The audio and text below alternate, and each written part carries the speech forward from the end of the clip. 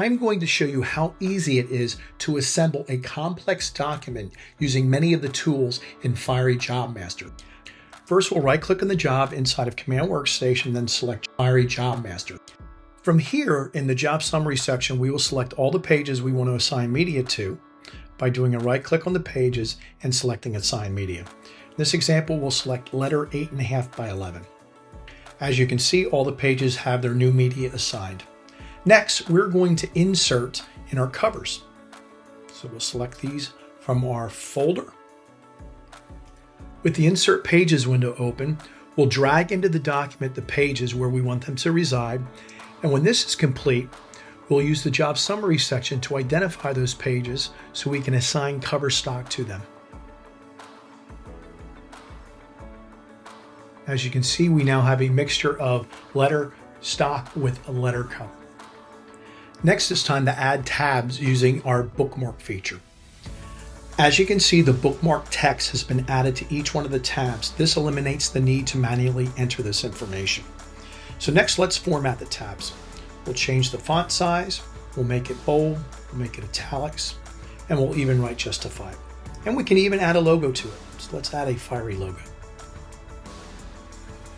And well, it looks like we have to change the font size to be a little bit smaller, and we'll scale down the Fiery logo. Finally, we'll apply this style to all the tabs and then assign our tab stock. Then we'll click OK.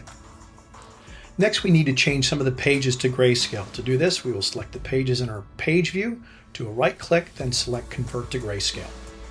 Once this is completed, we'll select those pages in the sheet view, and we're going to create a subset. With this subset, we're going to turn on hole punching and stapling for this document. However, we don't want stapling to occur on the first or third sections of this document, so we'll turn those off. Next, we want to redact some information from our letter pages. So from the job summary section, we'll select the letter pages, do a right click on them, then select Edit Page. We'll take our masking tool and select the logo and the page number on the document, then hit OK. And as you will see, all of the images are gone from the letter pages. The last thing we're going to do to this document is we're going to add some page numbers. To do that, we're going to select all the pages in the document using the page view, then right-click on the pages and go into Edit Numbering and Stamps. From here, we'll select the Add Range button, and you'll see at the bottom right-hand side of the screen, we have our page numbers, where again, we can change the font size, we can center justify it, and we can change some of our numbering options to make the numbers appear where we want throughout the document. And when this is all said and done, we can start paging through it and look at some of our results.